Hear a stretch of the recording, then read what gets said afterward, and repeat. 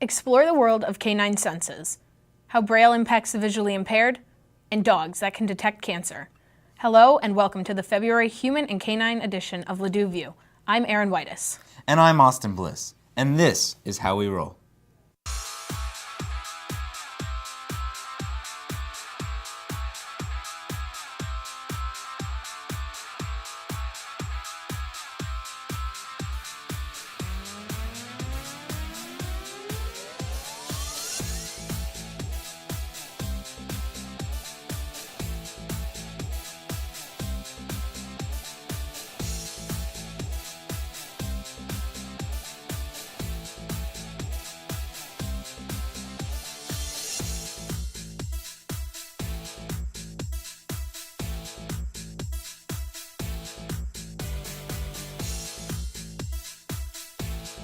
Cue talent.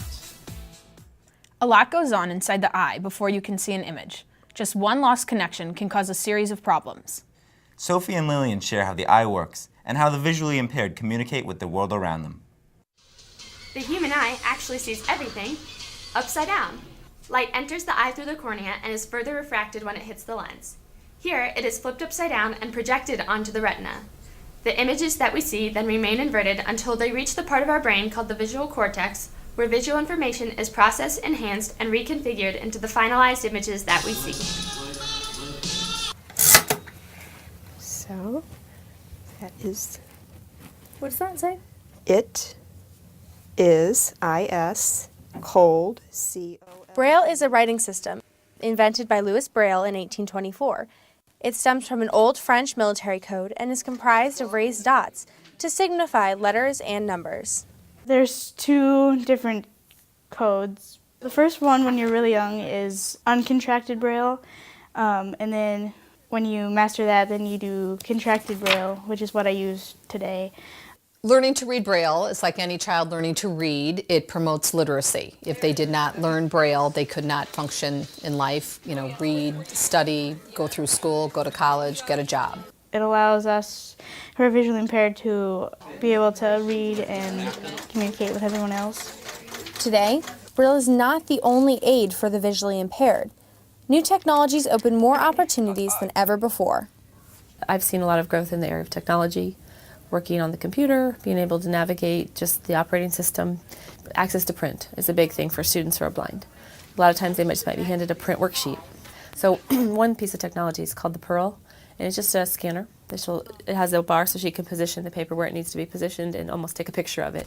And it turns that picture into print. Everyone learns their own way, and Annie needs Braille to learn the best. And so that's why it was so important for her. I hope you have a better understanding of Braille. With the introduction of 3D televisions into the home, Steele and Reese investigate how this technology works and why some people need a 2D option. In the past few years, there's been a big increase in three-dimensional or 3D movies via 3D televisions. By wearing stylish polarized glasses, images seem to leap off the screen and appear right before you. But how does this technology actually work? Let's take a look at the human eye. Light enters through the cornea, the transparent cover of the eye, and is cast on the retina in the interior. The optic nerve then relays the light to the brain so it can turn it into images that make sense. If you take off your glasses while watching a 3D movie, you'll notice that the image is blurry. In fact, there are two images being played at the same time from slightly different angles.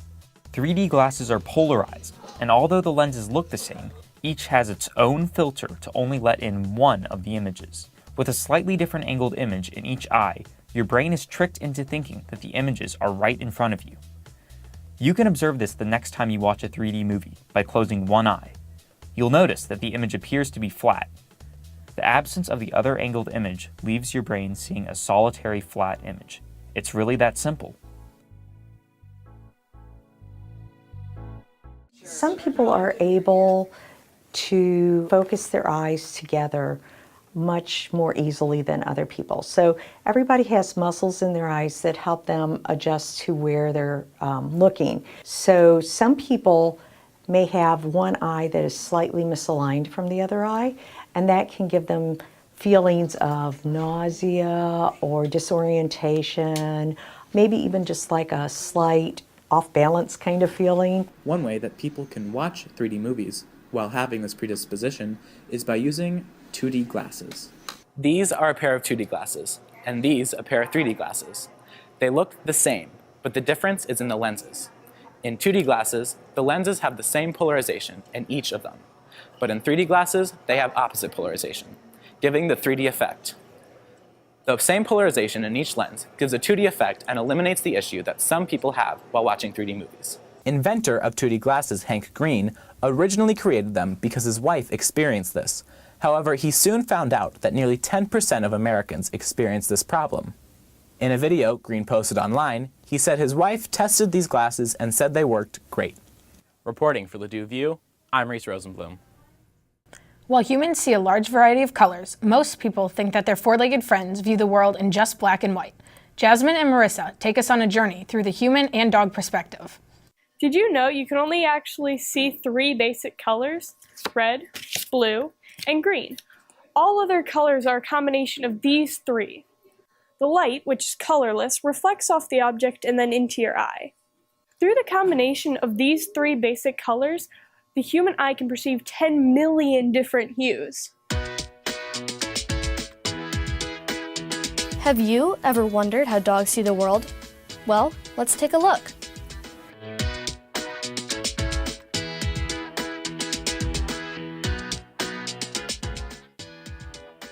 Dogs see colors a little differently than us. They are unable to recognize green, yellow, orange, and red. They use other cues like smell, texture, brightness, and position, rather than relying solely on color.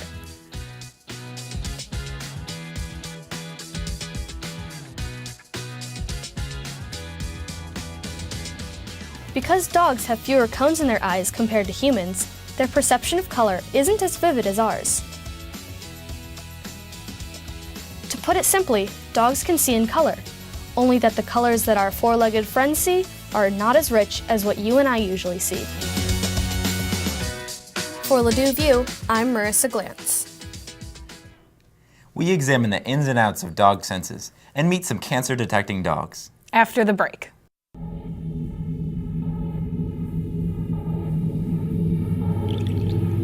I liked it better when you were asleep. There must be some sort of mistake. Could have just as easily been me. Almost certain we would. Emily, can you hear me? Where am I? Emily! I just need to wake up! Come back! I just need to wake up! Please! I just need to wake Emily! up!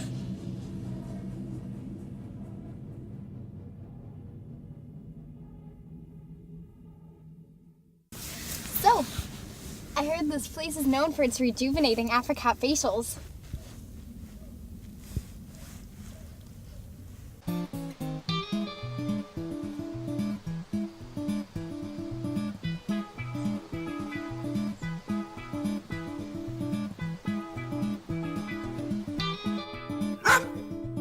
Does anyone even work here? Welcome.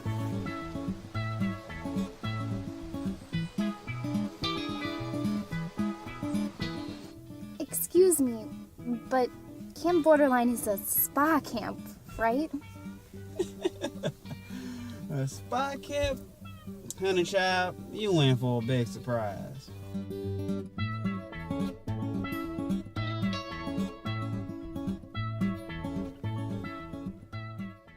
Dog trainers have a tedious yet rewarding job. I took a closer look at this story. I work for Happy Tails, but I own my own business called Dog Wisdom. I train dogs from start to finish. I help keep dogs from biting their kids, biting the couches, keep them from peeing on the floor, making them think, work, do basic commands, sits, down, stays, that sort of thing. We can start training on 10-week-old pups. We typically won't bring them in here until about 12 weeks just because of the size and the overwhelm for a puppy. I teach all your basic obedience commands. I teach sit, down, stay, a loose leash walk to where they're walking at your side without pulling you down the street. I train a recall, which is the word come, so the dog comes to you when called. And I also train a targeting command, which is I tell a dog to chill, they stay in their dog bed until I say the word free. Those are all the commands that I would use to stop bad behaviors as well. Each and every day, we send the owners home with homework. So we'll give them go-home instructions, show them what we've done throughout the day, and then hand him the instructions and show them the demo, and then have them do it in the evening to continue the training. After they finish a 3-week program, they come every day for a week. They do every week for 3, and after 3 weeks, they graduate. Dog training's fun. It's exciting. I get to make sure these dogs go home to good environments. The more you train for short periods, the better success you get. While there are numerous ways dogs can be trained, some things remain out of people's control. Isn't that right, Austin? That's right, Aaron. Humans have done plenty of research on dogs, but rarely do we ask the dog's opinion. I actually spoke with several canines to find out why they are so scared of bad weather.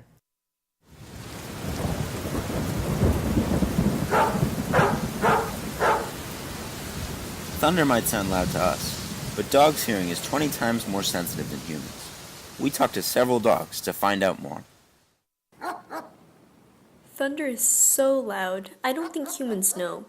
We hear the storm coming long before people do, and when it arrives, it is so much louder to us. But it's not just thunder that bothers dogs.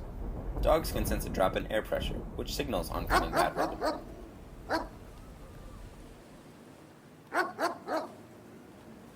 It's sunny now, but I can feel a big storm coming our way. Get inside, everybody! So next time your dog starts barking and acting strangely, check the weather. A storm might be on its way. Dog senses extend well beyond Mother Nature to the absolute incredible.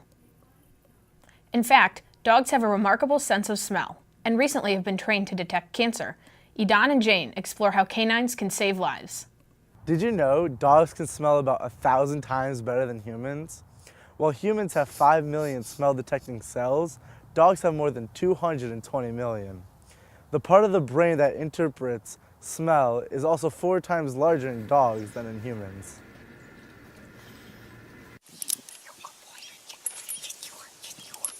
Dogs are a man's best friend, but they are also much more.